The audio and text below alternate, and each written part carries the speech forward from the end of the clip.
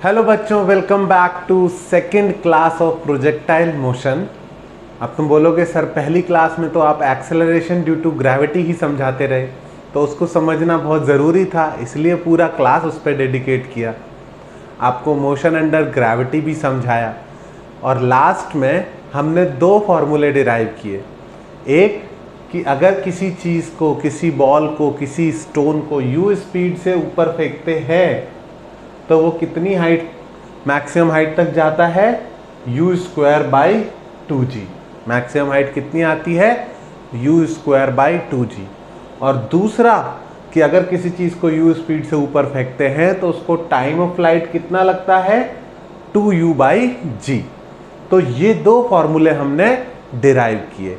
ये दो फॉर्मूले आप में से किसी को भी रटने नहीं हैं, इनका एक एक स्टेप का प्रूफ आपको सीखना है। ये t की वैल्यू आई थी 2t1, जो कि t1 कौन सा टाइम था, नीचे से ऊपर जाने का टाइम था t1। नीचे से ऊपर का टाइम कैसे निकाला था, टॉप मोस्ट पॉइंट पे वेलोसिटी 0 यूज करके। कैसे आया था t1 की value, v is equals to u plus a t में 0 is equals to u minus g t डाला था। t की वैल्यू t1 ली थी और t1 की वैल्यू आ गई थी u बाई जी।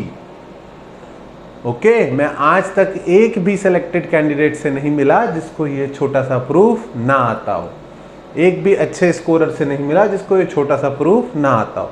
तो ये सबको आना चाहिए। मैक्सिमम हाइट कैसे निकाली थी हमने, displacement in y direction calculate करके। v square is equal to u square plus 2as में velocity final 0, initial u, acceleration minus g और displacement maximum h max put करके। और इससे आया था h max is equals to u square by 2g। तो दो दो स्टेप के, एक एक स्टेप के प्रूफ है, इनको अच्छे से समझ लो। पर इन सबसे ज़्यादा ज़रूरी चीज़ मैंने सिखाई थी कि मैंने बताया था कि कैसे ओरली इस तरह के क्वेश्चन को आप कर सकते हैं, उस चीज़ की समझ बताने की कोशिश की थी। मैंने क्या एग्जाम्पल्स लिए थे, मैंने इस तरह के कई सारे एग्जाम्पल लिए थे कि अगर किसी बॉल को 40 मीटर पर सेकेंड से ऊपर की तरफ थ्रो किया है, हवा में किसी बॉल को ऊपर की तरफ 40 मीटर पर सेकेंड से थ्रो किया है, तो जैसे ही बॉल हवा में जाएगी इसका एक्सेलरेशन ड्यू टू ग्रेविटी होगा माइनस जी जे कैप या minus 10 metre per second square जे कैप। और मैंने बताया था कि एक्सेलरेशन ड्यू टू ग्रेविटी को अब से आप कैसे पढ़ोगे, आप पढ़ोगे कि एक्सेलरेशन ड्यू टू ग्रेविटी होता है माइनस 10 मीटर पर सेकेंड। इसका क्या मतलब है कि वेलोसिटी हर सेकेंड कितना चेंज हो रही है, every second the velocity is changing by minus 10 metre per second. हर second velocity minus 10 metre per second से चेंज हो रही है। ओके, तो अगर कोई बोले कि ये t इक्वल टू 0 पर था, t इक्वल टू 1 पर कितनी वेलोसिटी होगी, तो तुम बोलोगे एक सेकेंड में ग्रेविटी कितना चेंज करती है वेलोसिटी को, माइनस 10 मीटर पर सेकेंड ना, minus 10 metre per second every second पर सेकेंड। तो एक सेकेंड बाद वेलोसिटी कितनी हो जाएगी, 30 metre per second. t equal to 2 पर कोई पूछे तो एक और सेकेंड बाद वेलोसिटी कितनी रह जाएगी, 20 metre per second. t equal to 3 पर पूछे तो एक और सेकेंड बाद वेलोसिटी कितनी रह जाएगी, 10 मीटर पर सेकेंड। और फाइनली एक और सेकेंड बाद यानी t इक्वल टू 4 पर कितनी हो जाएगी वेलोसिटी, 0।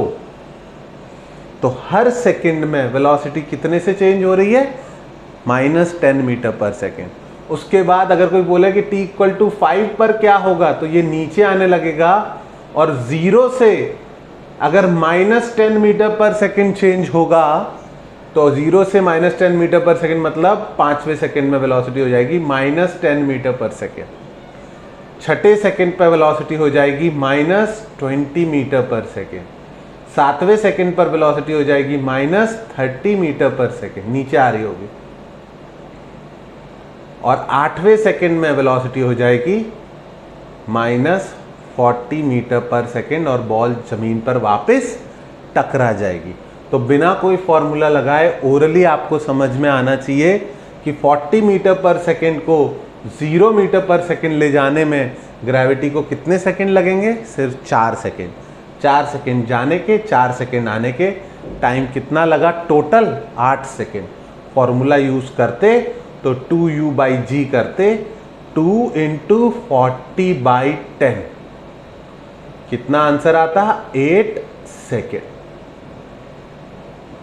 फॉर्मूला यूज करो, अंडरस्टैंडिंग से करो।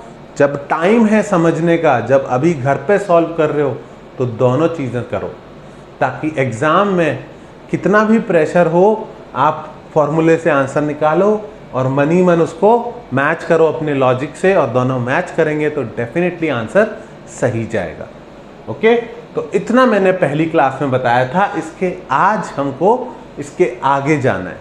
ओके, तो मैं इस सब को हटा रहा हूँ। जिन्होंने फर्स्ट क्लास अटेंड करी है, आपके नोट्स में ये सब कुछ होगा। नहीं की है तो एक बार नोट डाउन कर लो वीडियो को पॉज करके। ओके, अब नोट डाउन जिसने करना होगा कर लिया होगा। अब हम आगे बढ़ते हैं।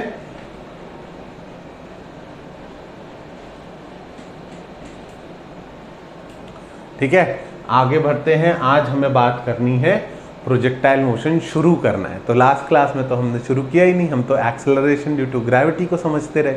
आज हमको प्रोजेक्टाइल मोशन शुरू करना है। ठीक है, तो व्हाट इज प्रोजेक्टाइल मोशन? बच्चों, जब बॉल को सीधा ऊपर फेंकते हैं तो ऊपर जाती है, नीचे आती है। इसको बोलते हैं motion under gravity. Straight line motion होता है।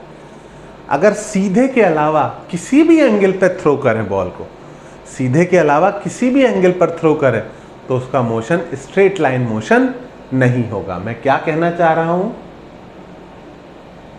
कि बॉल को अगर सीधे फेंकते तो वो ऊपर जाती, रुकती और फिर नीचे आती। This is called motion under gravity. पर अगर एकदम सीधे के अलावा 90 डिग्री के अलावा, ठीक है, हॉरिजॉन्टल से 90 डिग्री पे थ्रो किया था, अभी हॉरिजॉन्टल से 90 डिग्री पे थ्रो करेंगे तो बॉल ऊपर जाएगी, नीचे आएगी। उसके अलावा किसी भी एंगल पर थ्रो करेंगे तो बॉल का पाथ कैसा होगा?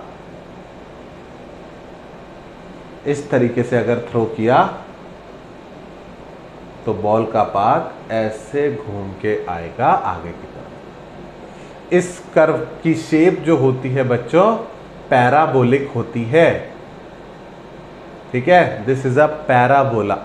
ठीक है, तो इसकी शेप पैराबोला होता है। ये पैराबोला वही है जो आपने क्वाड्रेटिक इक्वेशन के ग्राफ अगर 10th क्लास में बनाए हो तो ऐसे बनता था, उल्टा पैराबोला रहता था उसमें। ठीक है, 2 रूट्स आते थे, अगर याद हो तो। नहीं याद है तो कोई बात नहीं, छोड़ो, हमें कोई खास ज़रूरत नहीं है इस पैराबोला की।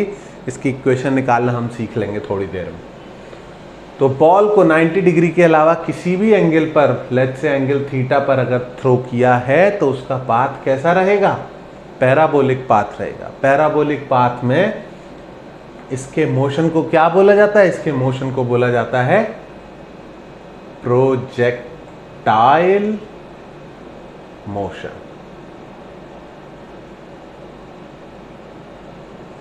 ओके, और तुम्हें अब ये समझना है कि इस प्रोजेक्टाइल मोशन में पूरे टाइम इसका एक्सेलरेशन कांस्टेंट है।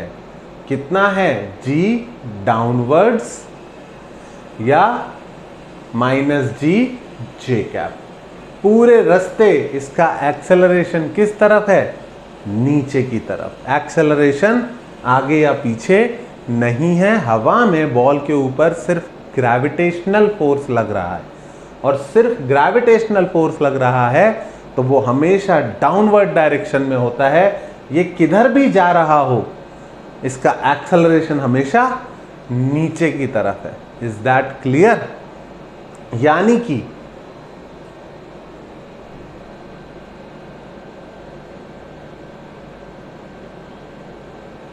इस प्रोजेक्टाइल मोशन को हम 2 अलग अलग मोशंस की तरह स्टडी कर सकते हैं। 2 अलग अलग मोशन कौन से? ये जो बॉल मैंने यू एंगल पर थीटा डिग्री से फेंकी है, मैं बोल सकता हूं कि एक इस बॉल को थ्रो जब किया था तो इसको एक वेलोसिटी मैंने आगे की तरफ दी थी जिसकी वैल्यू थी u cos थीटा। वेक्टर्स की क्लास अटेंड नहीं करी है तो कर लो, ठीक है। किसी भी वेक्टर को, ए वेक्टर को जिसका मैग्नीट्यूड a है, स्मॉल a है, उसको मैं क्या लिख सकता हूं, इन दो वेक्टर्स के एडिशन के बराबर लिख सकता हूं। क्यों? Triangle law of vector addition. एक को ax वेक्टर और दूसरे को ay वेक्टर, ये दोनों मिलके इसके बराबर हैं। तो a वेक्टर को मैं क्या लिख सकता हूं, दिस प्लस दिस। अगर ये लेंथ a आती है और ये एंगल थीटा है और ये 90 डिग्री है तो बेस हमेशा कितना लेंथी होता है, a cos थीटा, और परपेंडिकुलर हमेशा कितना लेंथी होता है, a sin थीटा। अगर ये नहीं आता तो बेसिक मैथ्स वाला वीडियो देखो, वो दोनों एकदम पिलर हैं, वेक्टर्स और बेसिक मैथ्स, उसी पर पूरा फिजिक्स खड़ा हुआ है। तो वेक्टर और बेसिक मैथ्स नहीं आता तो उनके वीडियो ज़रूर देखो सबसे पहले, ठीक है। उनके बिना आगे बढ़ने की कोशिश बिल्कुल मत करना, चाहे तुम्हारा मैथ्स कितना भी वीक हो। मैंने जो वीडियोस बनाए हैं वो एकदम बेसिक से हैं, ठीक है, तो वो आपको समझ में ज़रूर आ जाएंगे। इससे भी बहुत बेसिक से सिखाया है उधर, ठीक है। यहाँ पर तो डायरेक्ट बता रहा हूँ कि बेस होगा a cos थीटा और परपेंडिकुलर होगा a sin थीटा। तो ये वेलोसिटी बिल्कुल वैसा ही मोशन कराएगी 2D में जैसा ये वाला वेलोसिटी x डायरेक्शन में कराएगी और ये वाली वेलोसिटी y डायरेक्शन में कराएगी। बेस होता है u cos थीटा और परपेंडिकुलर होता है u sin थीटा। ओके, तो जब एक प्रोजेक्टाइल को हम थ्रो कर रहे हैं तो हम उसको एक मोशन की जगह दो अलग अलग मोशन में बांट सकते हैं। एक मोशन x डायरेक्शन में है, किस स्पीड से, u cos थीटा से,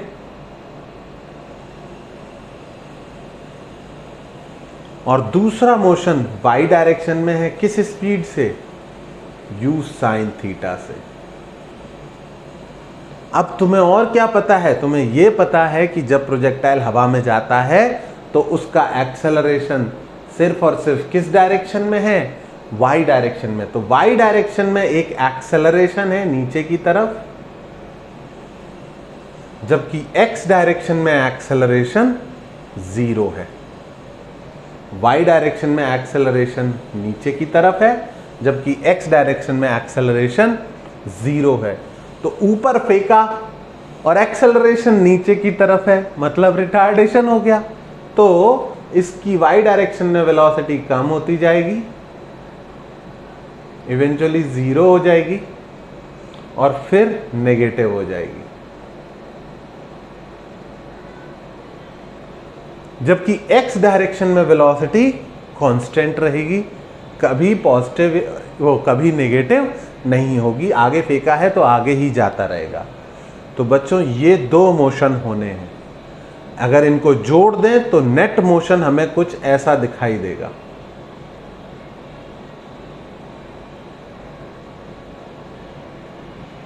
ठीक है, ये एक अप्रोक्सीमेटेड फिगर बनाया है मैंने। नेट मोशन लगभग ऐसा दिखाई देगा।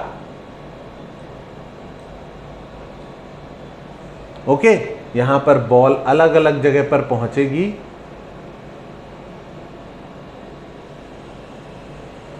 ओके, एक्स डायरेक्शन में बॉल की वेलोसिटी कितनी रहेगी, हमेशा u cos थीटा।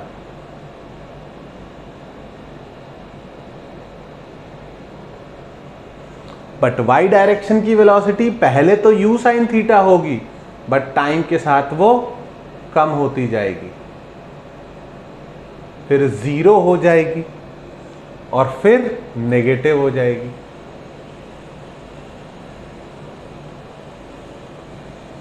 तो x डायरेक्शन की वेलोसिटी पूरे टाइम कांस्टेंट रहेगी, जबकि y डायरेक्शन की वेलोसिटी पहले ऊपर जाएगी तो पॉजिटिव होगी और फिर नीचे आएगी तो नेगेटिव होगी।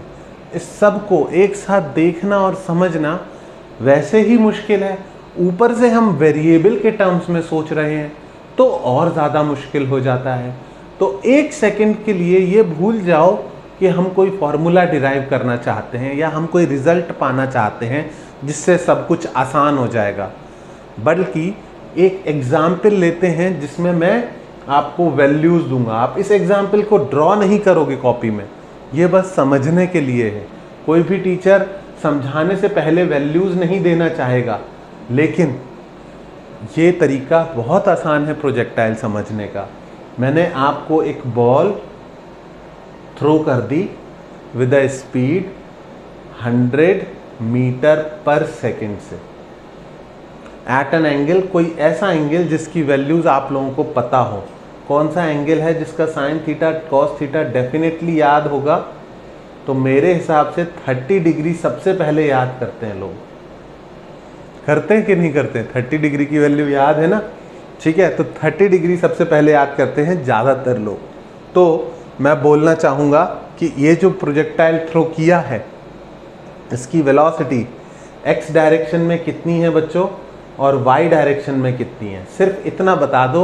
आई स्वेयर कि बाकी क्वेश्चन तुम ओरली कर दोगे। सिर्फ इतना बता दो कि एक्स डायरेक्शन में कितनी वेलोसिटी है। आंसर होना चाहिए 100 cos 30 degree. Okay, equal to कितना हुआ? 100 इंटू √3/2। cos 30 √3/2 होता है। तो आगे की तरफ कितनी वेलोसिटी मिली है? 50√3 मीटर पर सेकेंड। आगे की तरफ कितनी वेलोसिटी से थ्रो किया है? 50√3 मीटर पर सेकेंड। ऊपर की तरफ वेलोसिटी कितनी मिली है? तो आएगा 100 साइन 30 डिग्री। साइन 30 बच्चों होता है 1/2। अगर ये भी नहीं याद तो बेसिक मैथ्स वाली वीडियो चेक करना, ठीक है। Is to 50 metre per second. पर कभी ये मत सोचना कि हमें कुछ नहीं आता, हम नहीं सीख सकते। हर टॉपिक के लिए कहीं ना कहीं कोई ना कोई सॉल्यूशन अवेलेबल है। ओके, तो 50 मीटर पर सेकेंड से ऊपर थ्रो किया है और 50√3 मीटर पर सेकेंड से आगे थ्रो किया है। मतलब एक सेकेंड में आगे कितना जाएगी? 50√3 मीटर। और एक सेकेंड में ऊपर की तरफ कितनी वेलोसिटी दी है? 50 मीटर पर सेकेंड। बट अब बच्चों ये भी समझना है कि एक्सेलरेशन किस तरफ है? जी डाउनवर्ड, यानी -10 मीटर पर सेकेंड। ये कौन सी डायरेक्शन में है एक्सेलरेशन? वाई डायरेक्शन में। जबकि आगे की तरफ या पीछे की तरफ बॉल पर कोई फोर्स नहीं है, जो भी फोर्स है वो नीचे की तरफ है। तो वाई डायरेक्शन का एक्सेलरेशन है -10 मीटर पर सेकेंड स्क्वायर, जिसको मैं -10 मीटर पर सेकेंड लिखता हूं समझाने के लिए। जबकि एक्स डायरेक्शन में एक्सेलरेशन कितना है? 0। ग्रेविटी का कोई भी कंपोनेंट एक्स डायरेक्शन में नहीं है। तो बच्चों सोचो, 50 मीटर पर सेकेंड से ऊपर थ्रो किया, ग्रेविटी एक सेकेंड में कितना कम करेगी स्पीड को? -10 मीटर पर सेकेंड। कौन सी स्पीड को? ओवरऑल स्पीड को या वाई डायरेक्शन की स्पीड को? ग्रेविटी किस स्पीड को रिड्यूस करेगी, किस वेलोसिटी को अफेक्ट करेगी? तो तुम्हारा आंसर होना चाहिए वाई डायरेक्शन की वेलोसिटी को, वाई डायरेक्शन की स्पीड को। तो एक सेकेंड बाद वाई डायरेक्शन में कितनी वेलोसिटी बचेगी? एक सेकेंड में कितना चेंज आना है? -10 metre per second every second. तो एक सेकेंड में -10 मीटर पर सेकेंड। तो एक सेकेंड बाद वेलोसिटी कितनी होगी? 40 मीटर पर सेकेंड। 2 सेकेंड बाद 30 मीटर पर सेकेंड। 3 सेकेंड बाद 20 मीटर, 10 मीटर और 5 सेकेंड बाद रेस्ट। समझ में आया? कितने सेकेंड्स लगेंगे रेस्ट पे आने में? 5 सेकेंड्स। तो 5 सेकेंड रेस्ट पे आने में और 5 सेकेंड वापस आने में। पहली चीज़ आपने प्रोजेक्टाइल की क्या कैलकुलेट कर दी?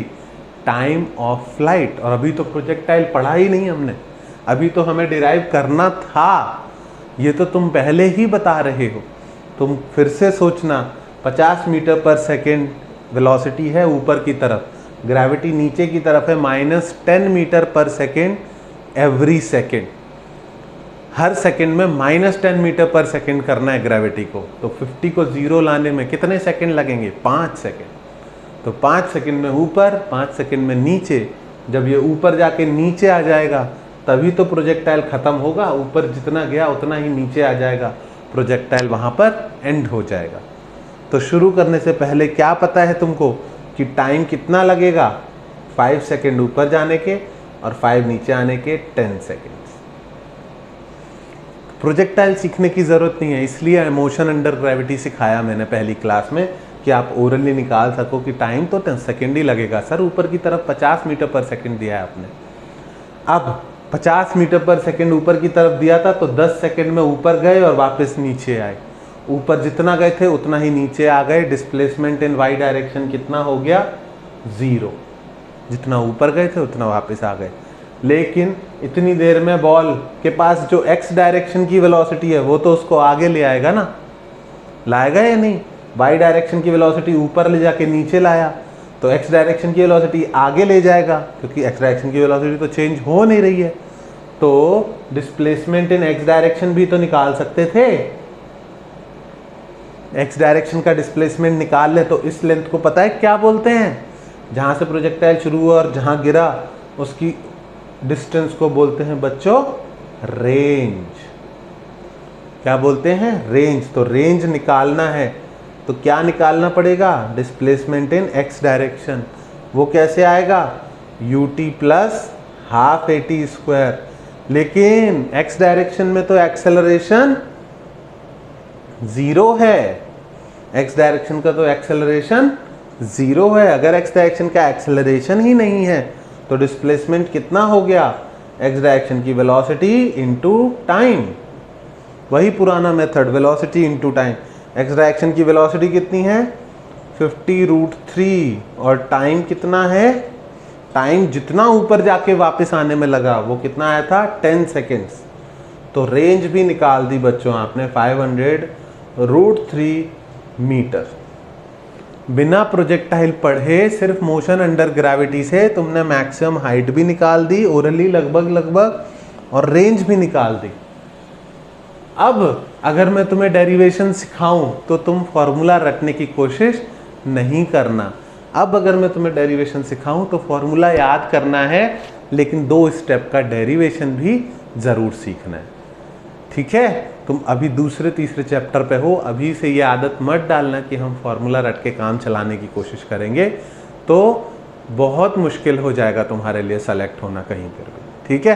ठीक है, तो अब मैं इसको हटा रहा हूँ, इसको हम यूज़ करेंगे क्वेश्चंस में। ये कुछ पढ़ा नहीं रहा था, ये तो बस मैं ये समझा रहा था कि फॉर्मूले डिराइव करना हमारी लाइफ को इजी बनाता है, लेकिन कभी भी उस पर डिपेंड नहीं करना है।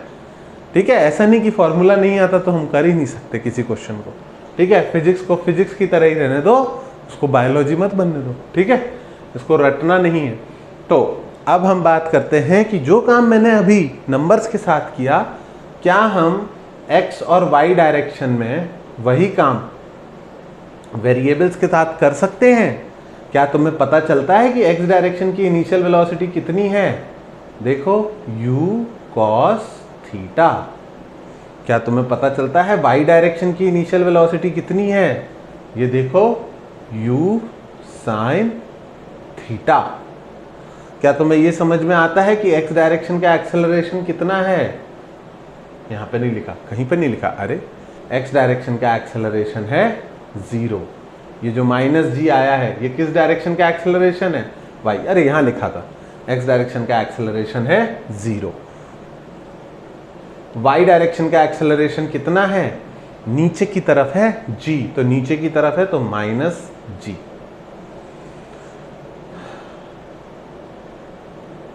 अगर कोई पूछे कि कितनी देर में वापस आएंगे तो हमको क्या प्रूव करना है? सबसे पहले टाइम ऑफ फ्लाइट।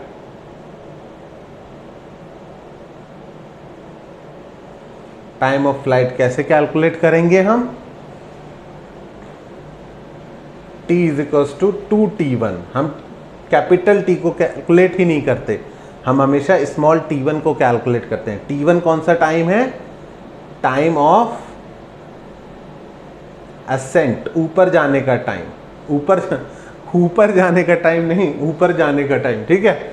ऊपर जाने का टाइम कैसे निकालना है? सिंपल सी बात है, A पॉइंट से B पॉइंट तक का टाइम निकालना है। लेकिन यहाँ पर वो बहुत कॉम्प्लिकेटेड मोशन दिख रहा है, लेकिन यहाँ जो उसकी परछाई है, वाई डायरेक्शन का जो मोशन है वो बहुत आसान है। जब ये टॉप मोस्ट पॉइंट पर है तो ये आगे तो जा रहा है, आगे तो हमेशा सेम स्पीड से जा रहा है, ठीक है, आगे की डायरेक्शन में वो हर सेकंड सेम स्टेप्स लेता है, लेकिन ऊपर की डायरेक्शन में पहले तेजी से जा रहा था, फिर स्लो डाउन हुआ, फिर और स्लो डाउन हुआ, फिर और स्लो डाउन हुआ, फिर रुक गया, ऊपर जाना बंद कर दिया, तभी तो नीचे आना शुरू किया।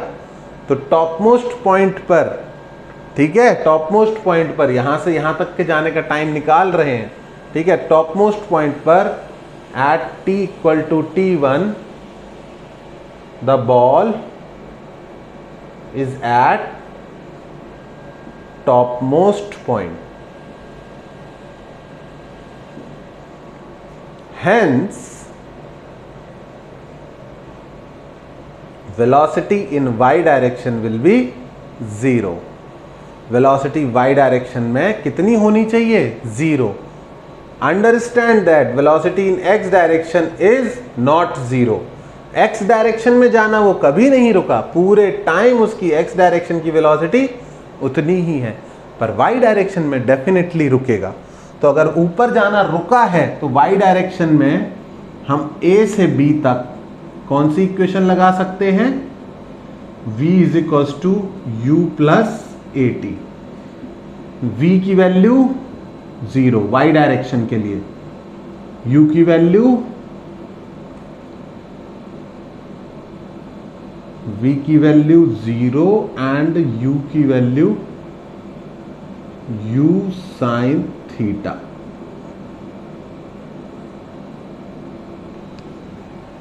ओके, इन दोनों वैल्यूज को उठा के इसमें पुट करो, थोड़ी जगह बना लूं।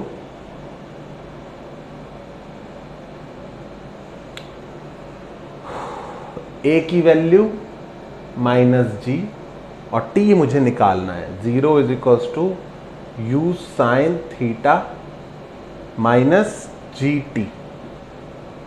इसको सॉल्व करेंगे तो टाइम ऑफ फ्लाइट, बच्चों पहला t1 टाइम ऑफ फ्लाइट नहीं आ रहा है, ये नीचे से ऊपर जाने का टाइम है। t की वैल्यू कितनी है? t1 आई है, t1 की वैल्यू आई है u sine theta upon g। अगर t1 की value u sine theta upon g है तो टाइम ऑफ फ्लाइट कितना हो जाएगा? इसका double, 2u sine theta by g. बच्चों पूरे देश को ये फॉर्मूला याद है, ठीक है, फॉर्मूला याद करके खुश मत होना, ठीक है, पूरे देश को ये फॉर्मूला याद है। आपको इतना सा प्रूफ सीखना पड़ेगा, अगर आप एक्सप्लेन नहीं करोगे तो 2 या 3 स्टेप में कर लोगे। ओके, तो 2 से 3 स्टेप में ज़रूर करके देखना है, क्लास ख़त्म होने के बाद खुद से तीनों प्रूफ ज़रूर करने हैं।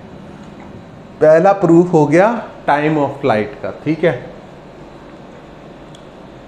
टाइम पता चल गया तो हमें रेंज बहुत आसानी से पता चल जाएगी। क्यों? हमने देखा कि ये जितना आगे जाता है इस चीज को क्या बोलते हैं? रेंज। जितना आगे जाता है उसको क्या बोलते हैं? रेंज। और आगे किस डायरेक्शन में गया? ये एक्स डायरेक्शन में। तो रेंज किसके बराबर है? Range is equal to displacement in x direction in time t। कितने टाइम में? Total time. तो डिस्प्लेसमेंट इन एक्स डायरेक्शन भी ut plus half at square लिखना तो चाहिए, लेकिन एक्सेलरेशन इन एक्स डायरेक्शन क्या है? 0, तो उसको हम काट सकते हैं। तो क्या बचा? ut, एक्स डायरेक्शन की इनिशियल वेलोसिटी, एक्स डायरेक्शन की वेलोसिटी तो पूरे टाइम ही u cos थीटा है, और टाइम कितना लेना है? टोटल टाइम, जिसकी वैल्यू कितनी आई है? 2u sine theta by g.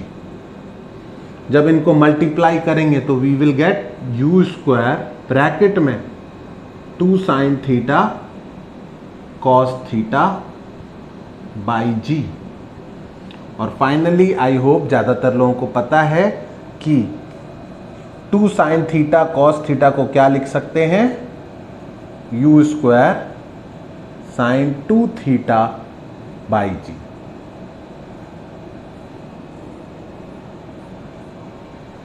तो अब हमें प्रोजेक्टाइल की रेंज भी कैलकुलेट करने आती है और उसका टाइम ऑफ फ्लाइट भी कैलकुलेट करना आता है।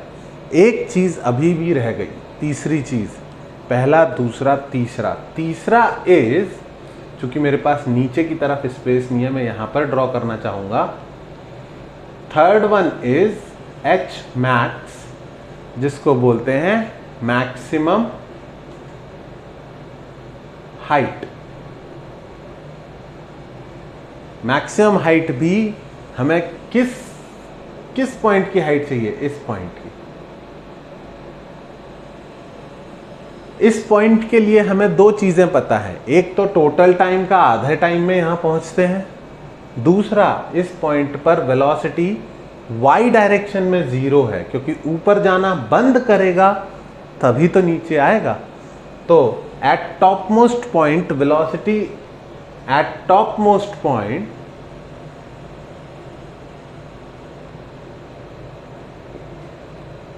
कौन सा पॉइंट है? B। Velocity in y direction is 0, ये तो हम पहले ही लिख चुके हैं। टॉप मोस्ट पॉइंट पे velocity in y direction is 0, तो ध्यान रखना। तो हम तीसरी इक्वेशन यूज कर सकते हैं, v² is equal to u² plus 2as में। क्यों? क्योंकि हमें a से b तक के मोशन के लिए u पता है, v पता है, एक्सेलरेशन पता है, क्या निकालना है? डिस्प्लेसमेंट। तो 4 में से 3 की वैल्यू पता है, चौथे की वैल्यू अपने आप आ जाएगी। ये ध्यान रखना कि ये सारी वैल्यूज हम किसके लिए पुट करेंगे? y डायरेक्शन के मोशन के लिए। तो फाइनल वेलोसिटी a से b के लिए कहां से कहां तक की इक्वेशन लिख रहे हैं? a से b। तो a से b पे y डायरेक्शन की velocity 0 is equals to y direction की initial velocity u² sin square theta minus 2g h max. तो h मैक्स का फॉर्मूला आता है u² sin square theta by 2g। बच्चों, ज़्यादातर लोग बोलते हैं कि ये 3 फॉर्मूला जिसको आता है उसका प्रोजेक्टाइल बहुत स्ट्रॉन्ग है, बहुत अच्छा है। पर बिलीव मी, इन 3 फॉर्मूला का प्रूफ जिसको आता है उसका प्रोजेक्टाइल बहुत स्ट्रॉन्ग है, उससे सारे क्वेश्चन सॉल्व हो जाएंगे। तो धैर्य के साथ, पेशेंस के साथ ठीक से नोट डाउन करना और 3 बार खुद से प्रूफ करना। एक बार देख के, दूसरी बार थोड़ा हेल्प लेके और तीसरी बार खुद से। उसके बाद लाइफ लॉन्ग नहीं भूलोगे कि प्रोजेक्टाइल मोशन क्या होता है।